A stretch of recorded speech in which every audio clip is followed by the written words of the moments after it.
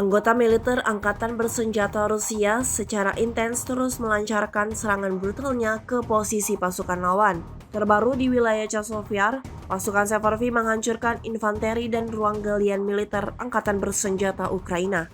Rekamannya ramai beredar di media sosial Telegram pada Senin 30 Desember 2024. Setelah penghancuran ruang istirahat musuh oleh Brigade Severvi, prajurit Angkatan Bersenjata Ukraina yang masih hidup mencoba bersembunyi di gedung terdekat, berharap mereka tidak diperhatikan. Namun, pasukan artileri brigade juga menemukan mereka di sana dan tanpa ragu langsung melayangkan serangan bertubi-tubi, seperti yang terlihat dalam rekaman.